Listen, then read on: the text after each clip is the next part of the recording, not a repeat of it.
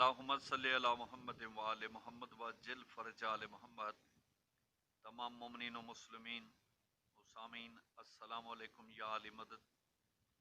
آج ہم آپ کو کتے، بلی اور خنزیر کی خلقت کا سبب بتانا چاہتے ہیں کہ اس کی خلقت کی ضرورت کیوں پڑی، یہ کب خلق کیے گئے۔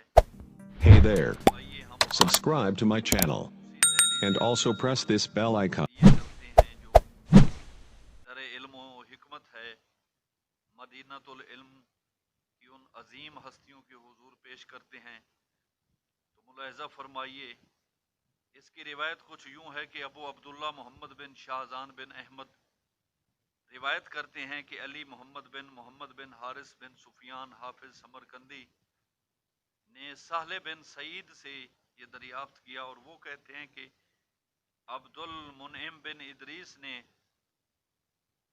مجھے بتایا ہے وہب بن منبع یمانی کے ذریعے سے، اور وہ کہتے ہیں کہ جب حضرت نوح علیہ السلام سفینہ میں سوار ہوئے تو اس میں جتنے چرند پرند اور وحشی جانور تھے ان سب پر اللہ تعالیٰ نے سکون القاء کر دیا، یعنی وہ آپس کو کوئی تکلیف، رنج و علم یا غضبناکی کا جو بھی ان درندوں میں سلسلہ تھا وہ ختم کر دیا، یعنی ایک پیار خلوص کے ساتھ وہ رہتے تھے۔ ان میں سے کوئی شے کسی دوسری شے کو ضرر نہیں پہنچاتی تھی۔ بکری بھیڑیے کے ساتھ چلتی پھرتی، گائے شیر کے ساتھ چلتی پھرتی، چڑیا سانپ پر اگر گر بھی جاتی تو سانپ اس کو کوئی ضرر نہ پہنچاتا، نہ گراتا، اور نہ ہی کوئی نگلنے والا سلسلہ تھا، نہ ہی کوئی شور و شغب۔ سب آپس میں سب و شتم و لعنت و ملامت کرنے والے سلسلے سے آزاد تھے۔ ہر ایک اپنے نفس کو قابو میں رکھے ہوئے تھا۔ اللہ پاک نے ہر ایک کی گرمی جو ہے، دہشت وحشت وہ ختم کر دی تھی۔ یہ سب اس طرح سفینہ میں رہے جب تک کہ سفینہ سے باہر نہیں آئے۔ چنانچہ سفینہ میں چوہوں کی تعداد کچھ زیادہ ہو گئی تھی اور کافی غلاظت بھی بڑھ گئی تھی، تو اللہ پاک نے حضرت نوح علیہ السلام کی طرف وحی پاک کی کہ تم شیر پر ہاتھ پھیرو۔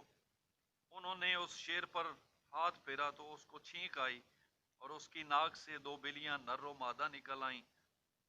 ان دونوں کی وجہ سے چوہے ختم ہو گئے، اور ہاتھی کے سر پر سرکار نوح علیہ السلام نے ہاتھ پھیرا، اس کو چھینک آئی تو اس کی ناک سے دو خنزیر نر و مادہ نکل آئے، اور اس طرح غلاظت کم پڑ گئی۔ باقی رہا کتے کا سوال، تو اس کے لیے روایت کچھ یوں ہے کہ محمد ابراہیم بن اسبات نے کہا ہے کہ میں نے احمد بن محمد بن زیاد قطان سے سنا ہے، اور وہ کہتے ہیں کہ میں نے ابو طیب احمد بن محمد بن عبداللہ سے روایت سنی ہے، اور وہ کہتے ہیں کہ مجھے عیسیٰ بن جعفر علوی نے روایت کی، اور وہ کہتے ہیں کہ میں نے سرکار علی بن ابی طالب علیہ السلام سے ایک مرتبہ دریافت کیا، اور سرکار علی بادشاہ فرمانے لگے کہ ایک مرتبہ سرکار نبی کونین سے ہم نے دریافت کیا کہ اللہ تعالیٰ نے کتے کو کیوں پیدا کیا، تو سرکار رسول کریم ختمی مرتبہ صلی اللہ علیہ وآلہ وسلم سرکار نے فرمایا کہ اللہ تعالیٰ نے اس کو ابلیس کے تھوک سے پیدا کیا۔ عرض کیا گیا مولا یہ کیسے؟ فرمایا کہ جب اللہ تعالیٰ نے حضرت آدم علیہ السلام اور جناب حوا علیہ السلام کو زمین پر اتارا تو یہ دونوں چڑیوں کے چوزوں کے مانند کانپ رہے تھے، اور ابلیس ملعون خبیث زمین پر حضرت آدم علیہ السلام سے پہلے آ چکا تھا۔ جب اس نے دیکھا تو دوڑا اور زمین کے درندوں کو آواز دی اور اپنے ساتھ جمع کر لیا، اور ان سے کہنے لگا کہ آسمان سے دو پرندے گرے ہیں، ان سے بڑا کوئی پرندہ نہیں ہے اور نہ ہی تم نے دیکھا، چلو آؤ میرے ساتھ، وہ تمہارے لیے ایک بہترین خوراک ہیں۔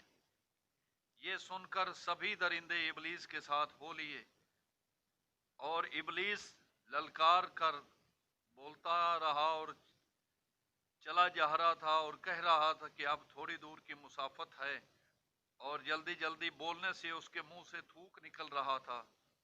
تو اللہ تعالیٰ نے اس کے اس تھوک سے دو کتے نر و مادہ پیدا کر دیے، اور وہ جناب آدم و جناب حوا علیہم السلام کے سامنے آ کر کھڑے ہو گئے۔